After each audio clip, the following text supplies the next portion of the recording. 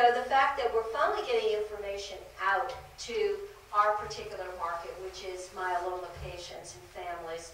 And I think the other exciting part is that, and I'm going to put one of my other board members on the spot, Fred Hubbard, was the one that introduced me to Michelle, and as the joke goes, and the rest is history.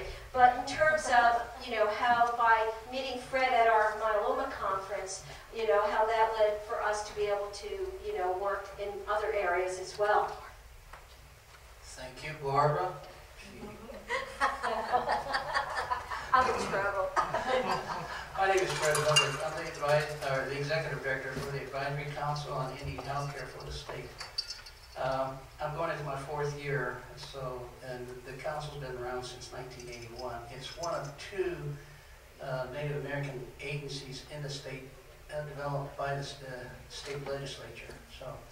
And this advisory council started in 81. The other is the Arizona Indian Commission of Indian Affairs, which was started in 1952. So we've got a long ways to do a lot of work with Indian tribes. And I want to thank Dr. Kyle for defining the research that is being identified here, because you talk about Native Americans and being part of the underserved, and Native Americans are just now coming to where they have an extended life. In comparison, their average life in Arizona is the age of 52 compared to the average life in Arizona of 74. So there's a big difference.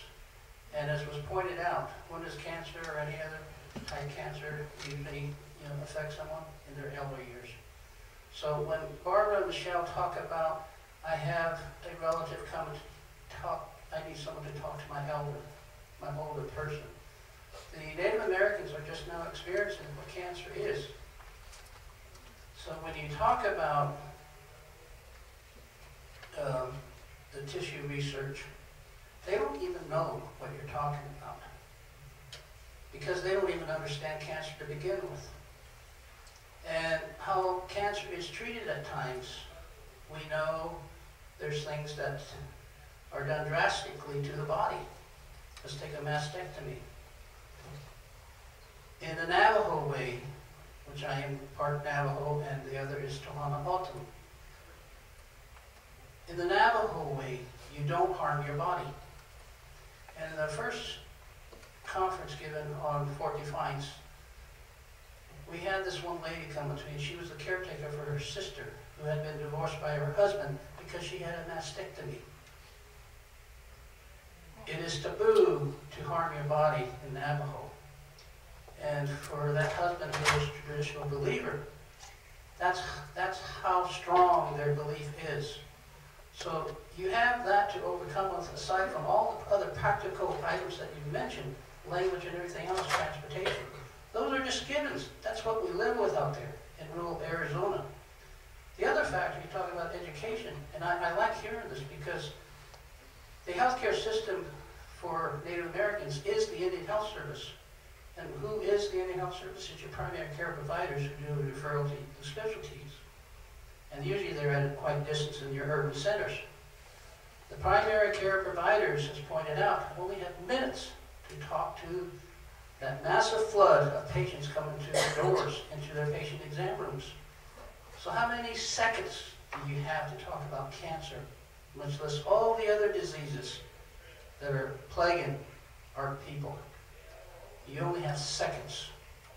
And how many cancer patients do we have identified? The numbers are not there for what justifies what Kendra was asking. How do we get legislation that helps the underserved, in this case Native Americans? You need those numbers to justify, the necessary legislation that needs to react to this. We're not seeing these numbers because there's 22 tribes in the state of Arizona. One of the smallest tribes is down in the bottom of the Grand Canyon, the Havasupai. And nobody shares their information. Was talked about the research that abused them. They're not going to let anybody touch it from now on. So it's this kind of relationships that have developed that will continue historically if these kinds of activities continue.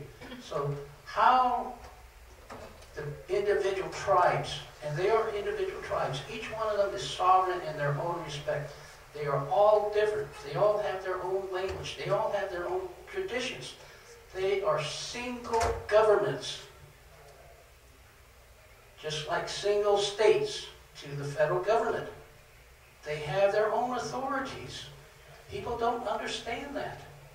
So when you talk about developing legislation, having that single authority, the sovereignty, the ability, through the Access program, there is a regulation that allows the states to have what's called the FMAP, the Federal Medical Assistance Percentage Formula, which gives a certain amount of federal dollar support to each state based upon their poverty levels.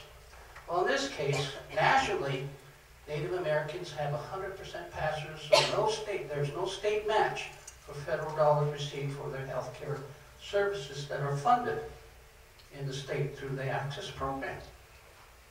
So why not utilize that formula, the mechanism of how funds come into the state of Arizona, and develop a Native American benefits options package that is specific to this population that can identify what you folks are talking about. Fred brings up a good point. If you don't take care of this in the initial early stages, as brought up by Dr. Kyle, it's going to cost you. You're taxpayers, I'm a taxpayer. It costs us in the long run when there's late detection, and we have to pay those high tertiary costs. And those are tax dollars. So it's better off catching this stuff early, in the early stages, as being pointed out. And why not use the existing regulations, mechanisms, if we can get those implemented? Thank you.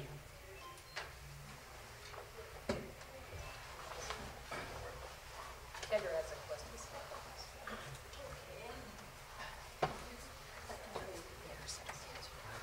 I'm Kendra Sable. I'm with the Cancer Control Program at the Department of Health Services. And I just have a question. Maybe one of the panelists could address the idea about why is it important to have people of color in clinical trials? I mean, why don't we just have all Caucasians, for example, go into a clinical trial, or all Hispanics, for example? But the uniqueness of why those different populations of color make a clinical trial unique or complete. I'll let the panel talk as well, but my sense is, first, it is an issue of fairness. You want to include people for the benefits of a clinical trial, and that's one issue. There are also some drugs that seem to work better for minority populations than others. I think there's a drug that specifically works for African American men with prostate cancer that wasn't found until they analyzed the subpopulation of men who had prostate cancer that were African American, that they did better, while the population as a whole did not. So there may be minor differences where that population can benefit because they were included in a clinical trial. That's my sense, but there may be other issues. Yeah, that question I think is fairly complicated. I think it's interesting that Kendra went right to race, ethnicity, as I said. I don't know. I mean, I think the biology, in terms of, Latinos or African Americans or Asians benefiting biologically, I don't think there's much of a difference there. I think that the issue, I agree with Dan, is much more an issue of equity and more importantly, really understanding the dynamics for different populations with regards to the development of disease, the progression of disease, and so on. And I would say that there, it's more of an issue of, take for example, women, and most people tend to go to like cardiovascular studies, cardiovascular disease, Framingham, and so on, that were primarily done in men. I mean, they were done in men and not women. And so when women were brought into the mix, a lot of different factors came up. Breast cancer is another really, I think breast cancer in particular is a really